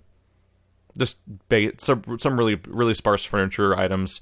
What happened is the six of us immediately split up and just started checking everywhere. And what we found we found 4 riddles, a whole bunch of different like tarot cards and cubes that have symbols on them, and so on and so forth. Oh, yeah. And then that was That broke the experience. what was unfortunate is that was immediately the end of the actual room part of the experience. At that point, So what comes immediately after? it was just like, well, there was 4 locks on the wall. It was supposed to be like the premise was like it was like the magician's lab or something like that was the premise, but there was so light on theming you could just immediately forget there was supposed to be any kind of theme. There was 4 Well, it also riddles, seems like and they're all really basic ones. Like the one, like I grabbed onto one that was about monsters, and the idea was the clue was so shitty that it just explicitly told you how to solve it. Aww. Where it was just like it it was basically you found the 4 monster cards that had the same symbol as that the clue's card had, which was the clue was just a piece of paper that was laminated that explicitly had a picture of the lock that the key is going to go into and a symbol for what that tells you what things are attached to it. And it was like the most straightforward basic shit ever. There was 5 cards with the monsters on them, and the clue was it was a combination lock with numbers. So you know you're looking for numbers. It asks you what is special about each monster, and when chronicling monsters, it's best to do them alphabetically. And each monster was like something with 6 heads, something with 4 arms, a cyclops, and it's like, oh. So I just put them in alphabetical order by name and count the number of eyes or limbs or whatever, and then that's the code, and then that was the code, and that was over. And I'm like, oh, cool. Oh, That so was- like Cyclops. That was 1, 25% of Monster the 4. puzzle of the escape room because there's only So 4 locks. You nerd Dang. cheesed your way through the entire thing. It wasn't Yeah, even he just, nerd like, cheese because the cards broke had the it. names of the monsters on them, and the cards were pictures of the monsters. So you just had to look at them like for a second and be like, "Oh, look, there's that many of that." Like it was just really basic shit. Now, That if does they were actually sound pretty better, lame. what they would have done is Yeah, they would it have does. chosen animals or like mythological creatures from different cultures and whatnot, and you'd have to scour the library of books. Well, find the one the vaguely relevant interesting ones. thing is that the magician's notebook was there, and it had documents after documents about all of these different things. But they made two shitty mistakes, which is that first of all, it seemed, as far as I could tell, and we never really needed it. But also, when you'd go to each section, it would literally only have entries about the exact things that were in the puzzle. So it's like Right. if there were a whole bunch of different monsters and stuff like that, like they didn't write down like 15 entries for different mystical beasts or anything. It was literally just the 5 monsters on the 5 cards and nothing else. And it's So like there was so it nothing doesn't that It could. was just too obvious. so it doesn't feel like you're going through a notebook that existed outside of the puzzles. It was just literally like an entry on every puzzle mechanic of the game, basically. But all of them seemed pointless anyway. Yeah, because I mean, in many puzzle games, usually you're supposed to be bombarded with tons of information, and some of them are supposed to be false leads. Yeah. But you're supposed to be able to discern which ones are the correct ones. It was also so cheap that they didn't even like print out a book and have it pressed or anything, or even like make or even like Bound sew one together or properly. anything. They had pieces of paper like taped to pages of an existing blank book. Like they bought a blank diary and taped these printouts on them, basically. They could have invested some money into getting an actually a printed They book, could have. or Yeah. they could have gotten an artist or They someone mostly to just like had a bunch of cheap hand IKEA furniture and calligraphy no theme. everything in That there sucks. and then sketch out the image. So you had 1 hour to solve the entire room, and we got stuck not making progress for about 25 minutes. And the door brags that only 27% of people ever finish the puzzle. But we found out that the reason why we were stuck is because the puzzle broke, which is that. You put the right Nice. locks in and stuff, and then it So, just so didn't... here's a dumb introduction: is that we found a treasure. We found a box full of like fake treasure, and in Okay. the corner of the room was a giant chest, like the type that like you see in like the Harry Potter movies for all their luggage for the entire school year. That type of big chest. Yeah. And in a shitty label, it just says Trunky loves treasure. Like Trunky loves eating treasure, and it had a hole, and you're just supposed to pour the treasure in. It's like it's not even a puzzle, and it's not even like a clue you solve. There's not like you're not putting clues together to figure out that you're supposed to put stuff in the trunk. The trunk Does just it has cost something a up piece. for you? It basically just has a piece of tape saying to put treasure in it. You pour the treasure in, and it's supposed to activate a scale that Sensor. opens it. Oh, yeah. Mhm. But what happens is it didn't. So we poured all the treasure in there and nothing happened, and so we just moved on and tried to solve other things, but then hit so many dead ends. At one point, somebody was taking runes and trying to solve mathematical equations with them and deciphering puzzles that weren't there because we couldn't figure out anything else to do. That will happen. 15 minutes That's before the usually time. yeah. 15 minutes before the time limit ran out, the treasure chest just opens because apparently it's on a timer. Or apparently, if you don't figure it out, it's supposed to open on a timer so that people can move forward. Because two of the 4 combination locks were in it, and we couldn't proceed because the scale that makes it open from the stupid clue that didn't even take thought didn't open. Like it's So if it it's on was a so timer, embarrassing. wait, so will it open regardless of whether or not you put the treasure in it at that time, or did you have to It's put the supposed to open treasure in advance? It was supposed to open regardless, but the problem is we solved it, so it was supposed to open a long time ago. Like it's supposed to be like a failsafe. Say if you're too stupid to figure it out, it opens on its own. But instead it opened because it waited that long to open because the chest was open. The chest was broken. Also, I was looking for puzzles that weren't there because I was thinking it was going to be interesting in some way. So like they were saying stuff like choose wisely, and like the locks were stuff like Pandora's box and all these foreboding names. So my idea, trying to be clever, was that we were going to put each of the locks keys in the locks, but not actually turn any of them until we make sure we aren't ruining something by opening the wrong lock and like dooming ourselves or something. And this place is full of cameras and it has a boom mic and everything so they can observe us and everything. They start typing on the screen like, what hand do you have, in reference to like a hand of deck of cards that were in the room. They're trying to hint us that that royal flush was some solution to some puzzle that we solved like half an hour ago.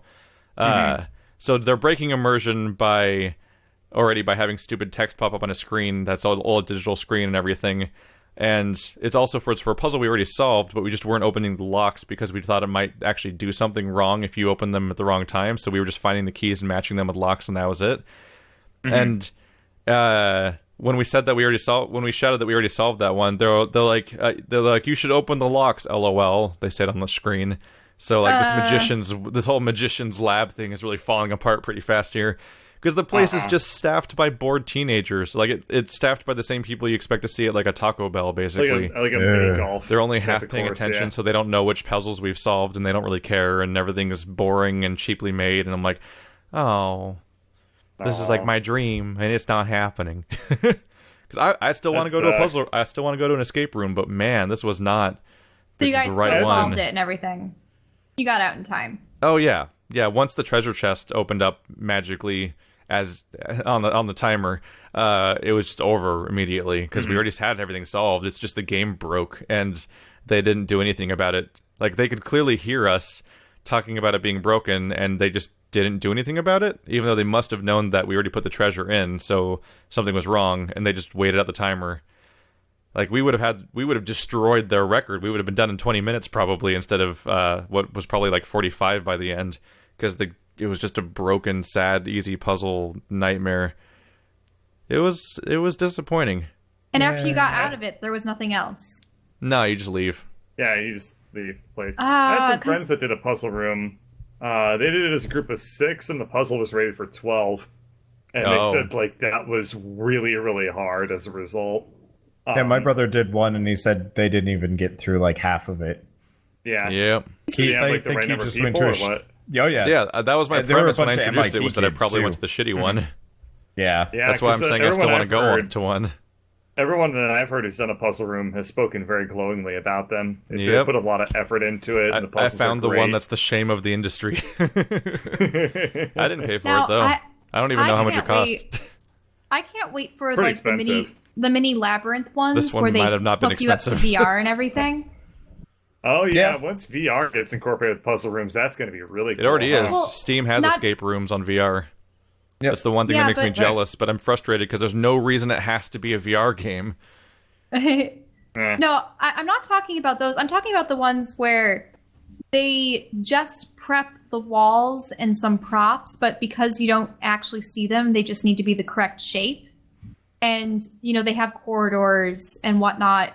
And it's, first person shooter going around, monsters are leaping at you and whatnot. And because you're actually in an environment, like, let's go say that you press your back up against the wall and you peek around the corner. You're actually doing it because that's what you're feeling in the environment. It's just dressed by the VR to look like the innards of, a spaceship. And then, Oh, yeah. I mean, It sounds like the HoloLens demos they did for a while, where they would just put you in blank rooms because it was going to project all the actual stuff in front of you. Mm-hmm. They just need the interactive objects to be there. right. So, I mean, I think that would be really cool. It's a good way to That's what augment they- things. It's also kind of an episode Yeah. of Black Mirror. I did a kind of a puzzle room. It wasn't really a puzzle. It wasn't an escape room. It was just like you sit in a room with people and you just solve puzzles for like 6 hours or whatever. That's called, Six? that's called positive. college. No, we didn't get graded at the end.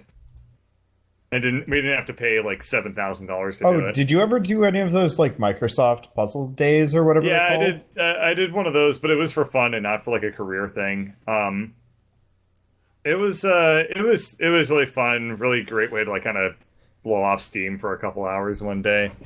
We should, But like, there's some corporations will do like wait. Team building. ones where you have to incorporate programming. You have to like make a product out of it as well. That's like, you got to save the world from like rice-eating mega monsters or whatever. Like weird stuff like that. Dude, we should totally find one of the, like, programming agnostic ones, just puzzles for the sake of puzzles, and try and, like, just record that.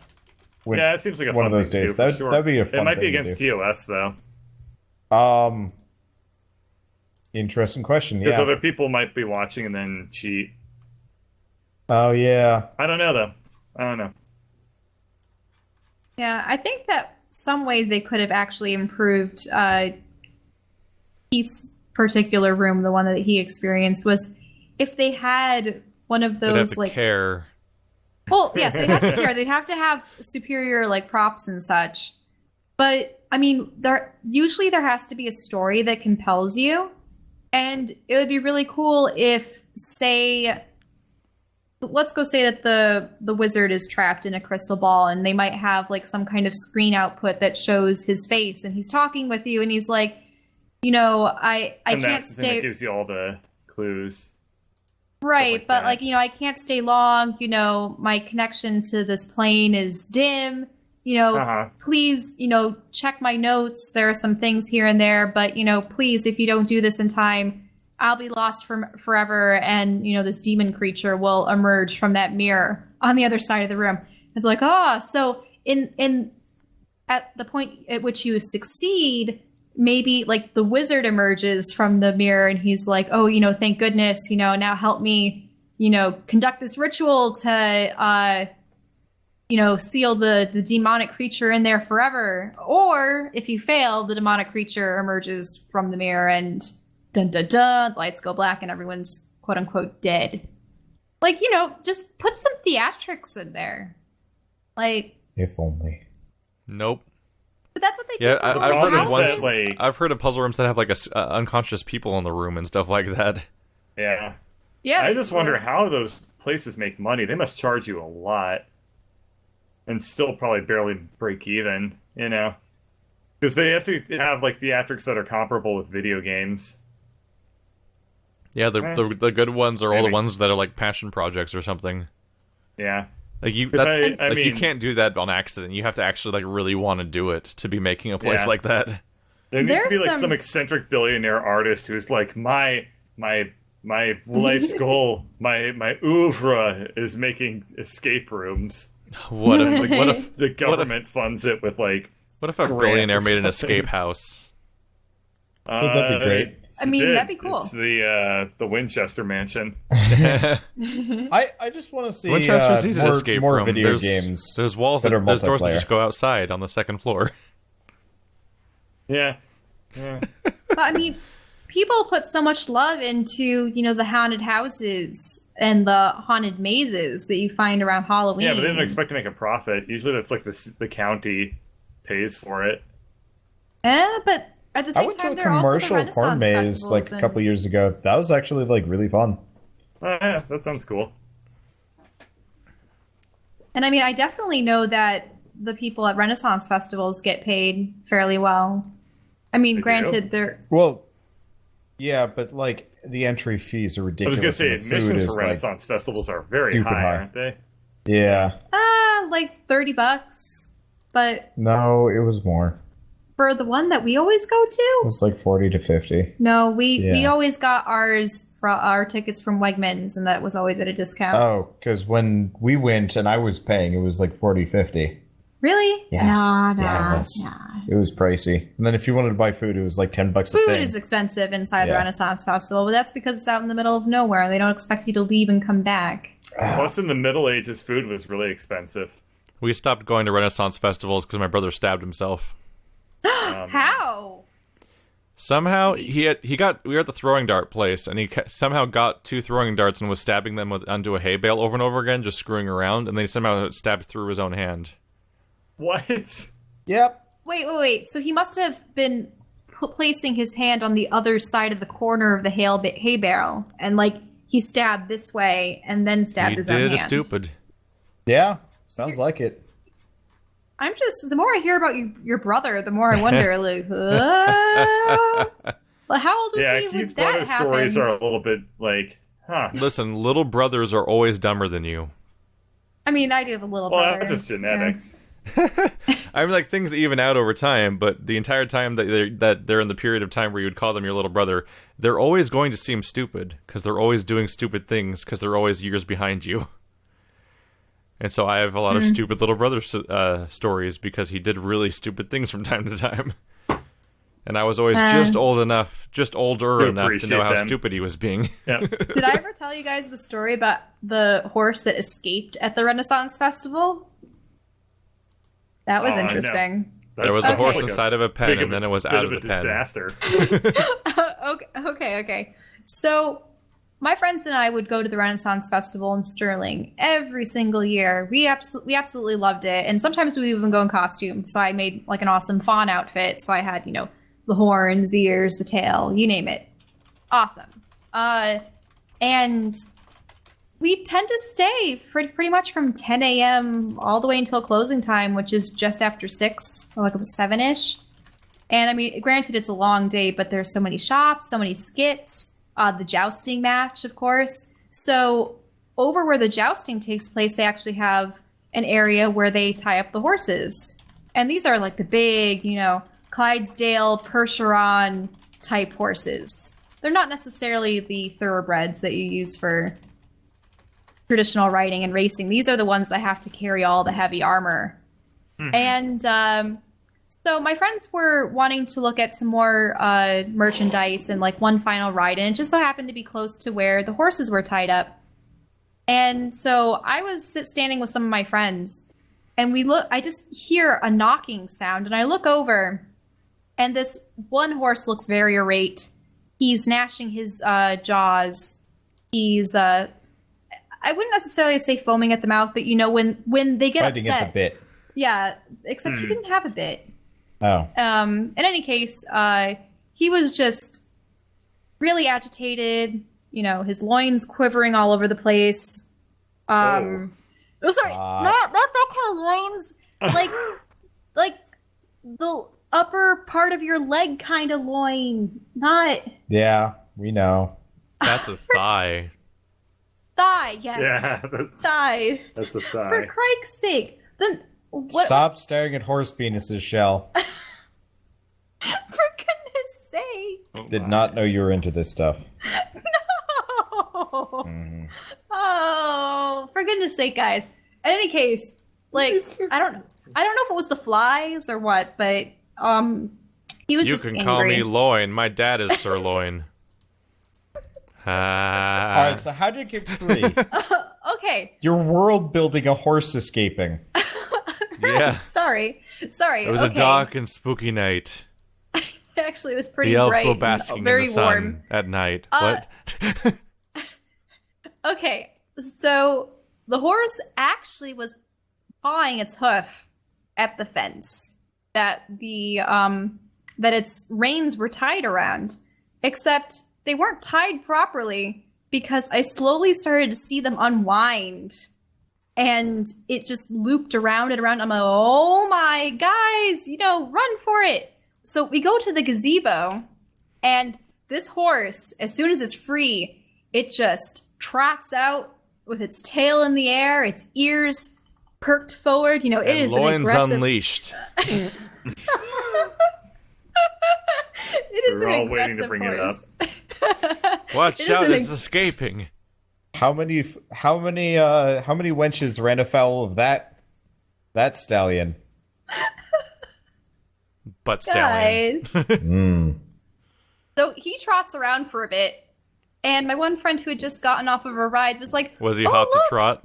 There's a horse. And she actually goes up to him, we're like, no, don't. And the horse, fortunately, turns and just disregards her and runs off full keel towards the other pens. It turns out that there was another set of horses that were on the other side of the jousting area. Oh no! And it just wanted to see one of them, and so he leapt the fence. Just stood next to this other. Maybe it was a mare. I don't know, but and then they just started eating the hay together, and This is a lot of build-up. And then they were rolling in the hay. Payoff. So they were finally munching, and fortunately the horse was docile enough at that point for the horse hands to come over.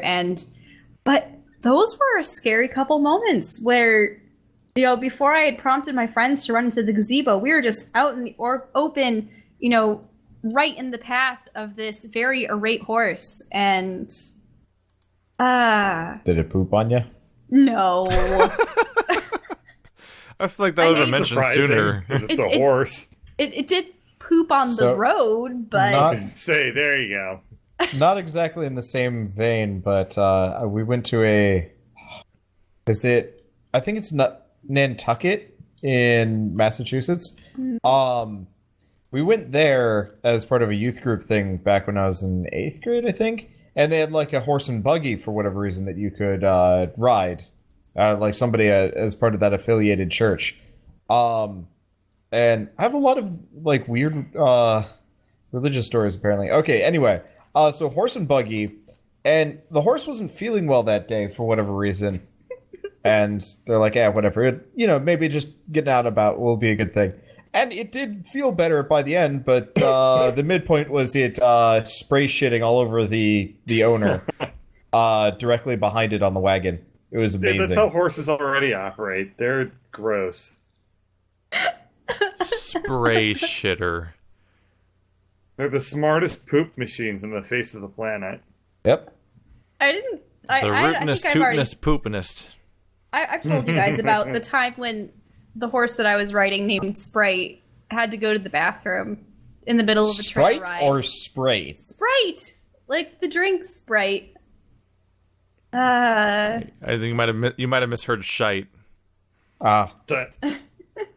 Listen, we were all thinking of poop puns to go with. We were all trying. Right. But this was urination. Horse urination is just like a waterfall. So it was a spritz. So. Sprite decided to spray spritz. Yeah, whatever. Damn.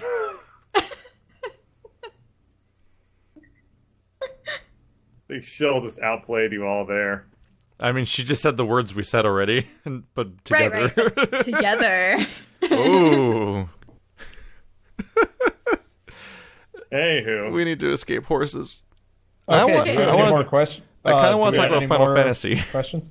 Oh, yeah. Because we've been playing Final Fantasy a lot. Complain really hard about that one. That game is something. So heard it's a total. Some things are great, some things are like horrible about it. So the gameplay rhythm of just going to a place, fighting some stuff, getting the auto loot, going back to your car, driving somewhere else, random colorful dialogue happening while you continue to do that cycle, like that's oddly, and that can be oddly fun in like a mindless entertainment sort of way. But man, the story does not play nice with the rest of the game in any way. No, it doesn't. No. Huh.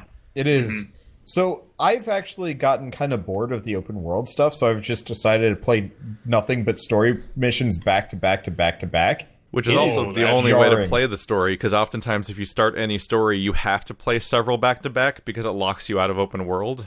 Yeah, so I just got to the point where Gladiolus just like randomly leaves the party.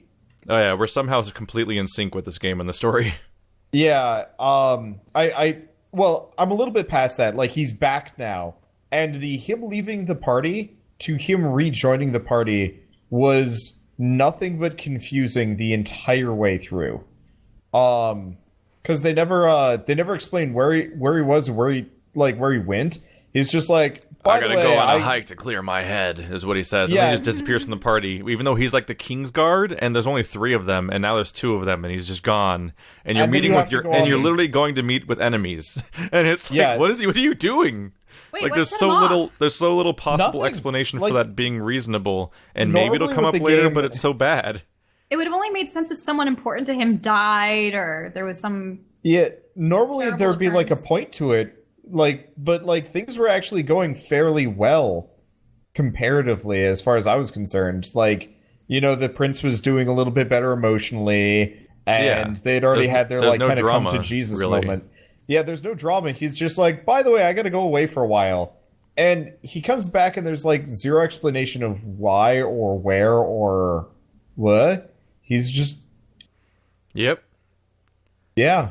And then he comes back and he's like... In an early part of the main story, there's a part where you come back and find out that the enemies attacked all of your friends and killed one of them. Like, not the party members, but some random person. You almost immediately stop talking about the person, acknowledging them, and you go on a fun, sunny drive across the coast and go visiting like photo shoots and like camping spots and have a swell time, as if none of that's overshadowed by what should be the sense of vulnerability because everybody was in danger and someone died. Like, immediately, like, oh, we're just going on a fun little road trip with Iris. I'm like, this is weird tone. What I don't get is, what's this craze that's been occurring more in these games where taking photographs is actually used as a part of the gameplay? I mean, so each of the characters has kind of like a bizarre like hobby that they like doing. So one of them likes cooking, one of them likes camping, one of them likes photography, and Noctis really likes fishing, which, like, none of it actually has any like real bearing on the game. It's just kind of like stuff that you can do that actually does give you kind of a combat benefit if you're doing cooking. But the rest of it is just like, you could totally play through the entire game and never do any of it. Because I see you every once in a while going through photographs being like, I want to keep this one, I don't want to keep that one, I do want to keep... And it also reminds me about how, you know, playing the most recent Pokemon games, there are actually some spots where it's like, hey, you know, try to, like, Pokemon Snap style, why don't you try taking photographs of these Pokemon and get likes on social media? But it's a fake social media. I'm so glad they didn't bother with, like, simulated social media. I hate that in games. Digimon Cyber Story, or Cyber whatever, tried doing that, and it was so meaningless. It's so awkward. Tokyo Mirage Sessions has literally thousands of text messages. And I hated all of them because so they're impossible to... Do you remember in Pokemon where you'd be walking around and you get a phone call from, like, Trainer Joey? It's like, my Rattata's cool. And I like it more than you. Here's an emoticon. See, I liked those where they'd call you and be like, I want to battle you again, and I'm like, sweet, yes. Well, that's because you have more useful. Money. Yeah. Because you get some money out of it. Not like, did you catch a Rattata? So Wander's chat saying something that bothers me, which is that they're suggesting that maybe the explanation of Gladiolus would be in the DLC that's coming out or whatever, and that's distressing. You should never do that with the game. Yeah. The DLC should be either post-game, somebody else, or just fun stuff. It's alarming to me that this game's going to have DLC. It has a prologue demo. It has a movie, and it has a 6-part anime series. But when you look at the game itself, it's so bare bones and nothing happening in its story. Because my understanding is, I think I've been told it's a 14-chapter game. Yes. And the Gladiolus leaving and coming back part, that's chapter 7. So that means we're halfway through the game's story. I feel like I haven't started the story yet. Yeah.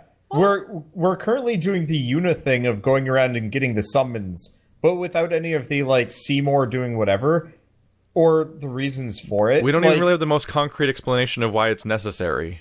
Yeah. Or who we're going after, or what our mission is. It's just that if we don't do it, Noctis gets really bad headaches. Like, the main thing is Noctis should probably not get caught and killed by the enemy, probably, is more or less the only motivation I have in the story right now.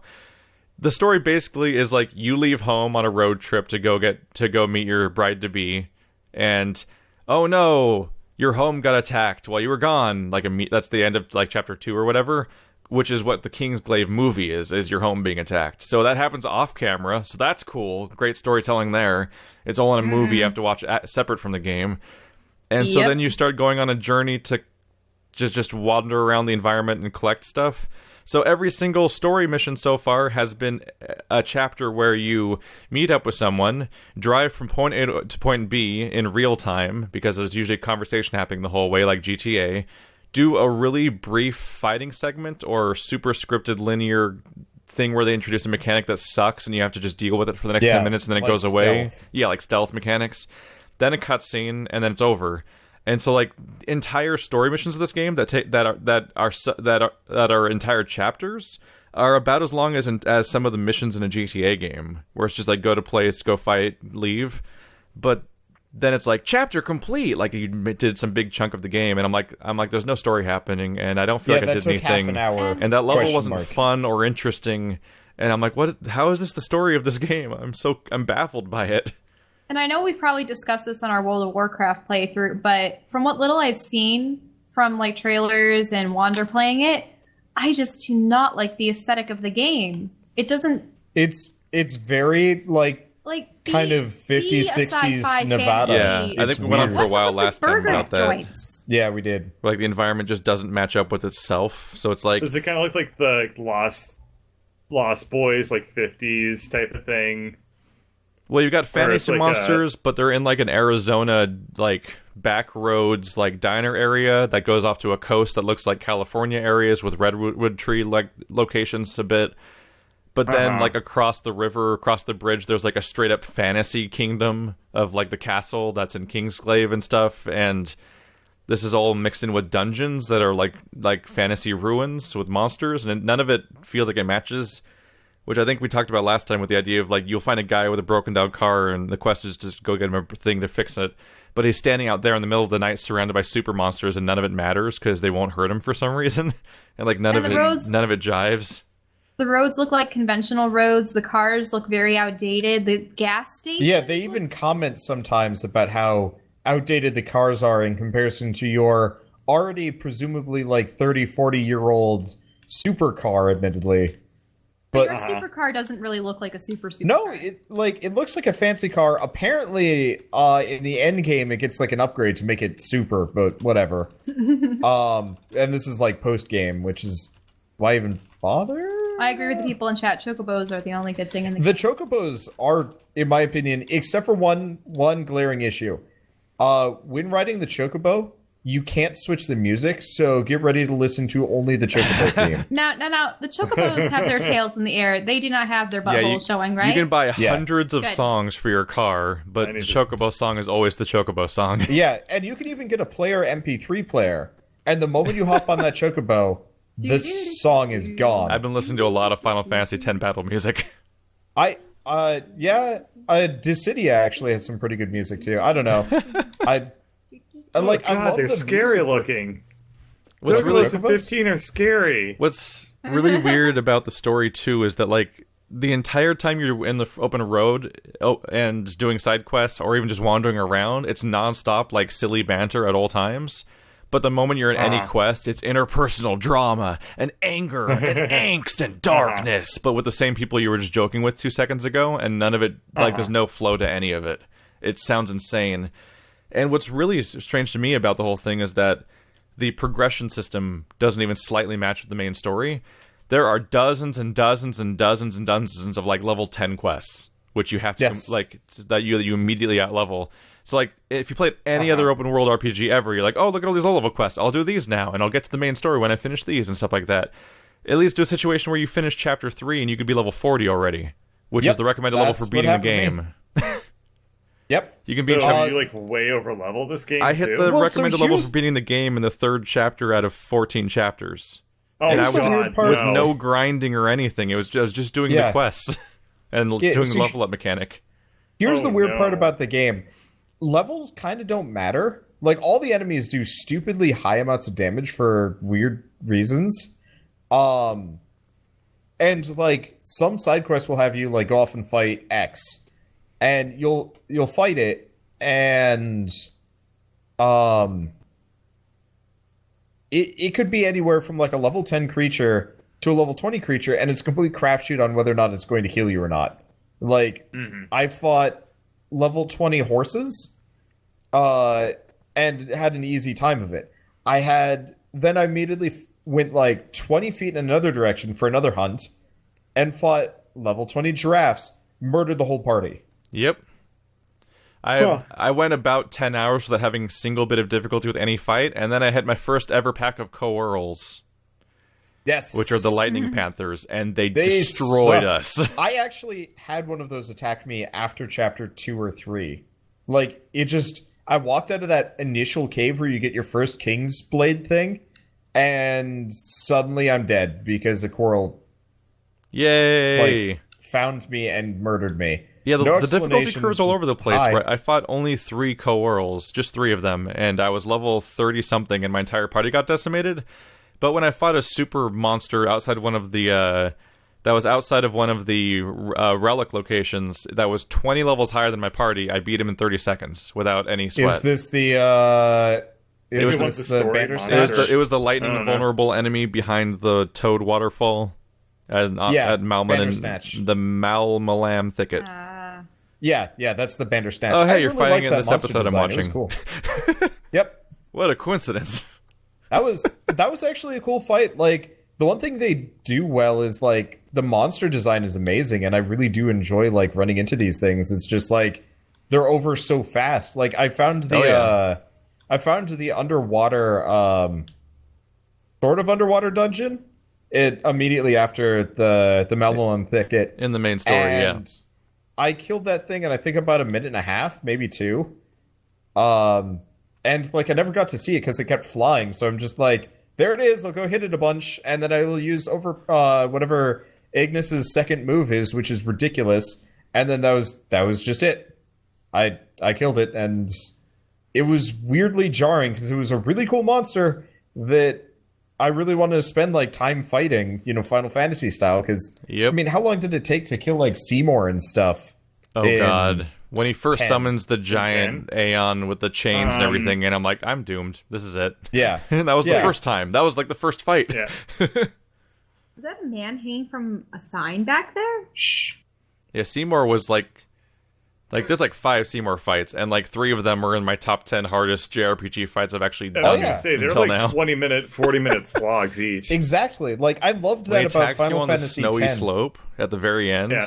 Yeah. Yep. Oh, dude, that actually forced my friend to quit the game because he literally couldn't beat Seymour because his summons were too high of a level and the rest of his characters were too low of level, and he could not do it. That's when you gotta grind. Get those breaks on your damage cap. What's weird is Yeah. I've also had my fair share of glitches with the game already.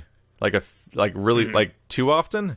There's silly ones like when Prompto takes photos, his photos glitch out a lot, so he'll take photos inside of walls or inside of other people or inside of anything really. Like his selfies are constantly glitching out for me and doing stupid things. And then there's also silly ones where at one point I got on the chocobos and Ignis was standing on his chocobo by floating above it doing his normal standing animation, and when the chocobo would run, he would run in place above it. And then once the chocobo jumped for the first time, he was infinitely falling above his chocobo for the rest of the drive. And then at one point, Prompto stood up inside the car while the hood was down and was just doing his idle standing animation through the car. So silly moments like that. But I've had 2 game-breaking bugs where I had to leave the area so I could get to a place where I'm allowed to save, and then load that save, then come back to fix the glitch because I couldn't play. One was an enemy would not spawn. I went to the location for its fight.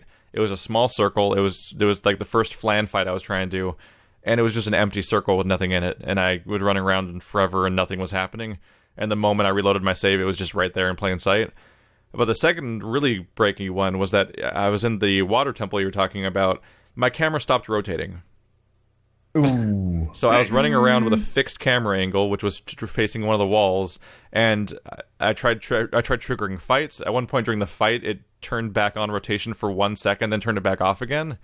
And yeah, like I'm trying to navigate a dungeon full of walls and tunnels, and in that particular dungeon, there's multiple floors, and the map's totally useless for the most part, and you have to look around physically with the camera. And the game doesn't have like a center behind you button or anything like that. It's just the right joystick for rotating it, and none of it's automatic. And so I had to leave the entire. I had to leave the entire dungeon, go outside, save, load my save, and then go back to where I left off to get the game to work properly again. And so it's the game's kind of a mess in a lot of ways, like a surprising number of ways. A lot of things right. The continent's Sort good. of. And Yeah. the mindless questing is fun in a mindless questing sort of way. Yeah. The fast travel is pretty good. The load times are terrible, but that's the PS4. More than anything else. I really like the fact that the car drives itself for the most part. You don't really have to like suffer through like trying to drive a shittily car, like a shittily like controlled car or anything like that. They did the Witcher thing, which I really appreciated. Just point yourself at where you want to go, and it will go, and then you just kind of turn. The nice thing with Witcher, though, is that you'd hit paths, and then you'd hold A on the path to auto-lock to the path, and it would just keep jogging along the path. But then you could also just have free roam all the time. Yeah. The car you can't go anywhere with it. You have to be on a predetermined I guess for road me, at all that's times. the Chocobo, so Yeah. I don't mind it so much. So mostly I find myself wondering what the point of driving ever is, as opposed to just letting Ignis drive, since you won't actually be in control anyway if you drive. So you might as well just let Ignis drive everywhere. For me, I was driving at night a lot, so Yeah, but that goes away arbitrarily. yeah. Has it happened to you yet? Like at one point, Yeah, Ignis yeah. was just like, "Oh, you can drive at night now." And I'll When never you hit, explain like- the distinction of what caused this change to happen, but now you can drive at night. It's you had to hit like level 25 or something. And then that Which is- arbitrary restriction goes away, which then you immediately lose a reason to ever drive again as you're like manually, Yep. because you just need him to Also, go the from point A to chocobo point gets B. really fast by the time you max its level out. Yeah. Like I've actually had a lot of fun just driving that thing around. Especially if you get like a good slope and you sprint and then jump and then fly. Oh, it's nice. Yeah, so I'm not done with it, obviously, and neither are you. But so far, my takeaway from Final Fantasy 15 is that it's completely passable. I'm baffled by anyone that's putting it on Game of the Year lists and stuff like that. But it's just some mindless entertainment that spends a bunch of time. Like, it's good for just consuming hours, basically. Like, I find myself vaguely addicted to it at times just because it's fun to just do a bunch of tasks and level up characters and run around. But there's nothing compelling about it. The combat's not tight, the story's not well written, it's not paced well, it's not balanced well, it doesn't always even run well, and it has glitches, and no specific part of it's particularly well done. And I think it's going to mostly be it would be forgotten if it wasn't a Final Fantasy game. If I were to ask you if you thought it was a good game, you wouldn't stand by it. I would not call it a good game. Never mind. Yep. Just kidding. Are there any other Fishing for questions Stand that By we Me, should be answering? Well, Keith. fine. What was that, Okay, Sean? I'm cool. He's trying to make coming of age jokes. Kinda. Shell, what was your question? My question was if we had any more questions from fans. Oh, yeah. I think we had one more. Oh, It's another actually, I weird have a one, though. small gripe. We're almost. Can It's been hour 45. We should probably. change over Okay, to- save it for next time. I just wanted to Yeah. mention something. So I'm playing GTA Online just to do something with my hands while we do this. And apparently bikes are invisible slides. right now due to a bug, so I just spent the last 20 minutes wandering around my Well. garage trying to figure out where the hell my bicycle was.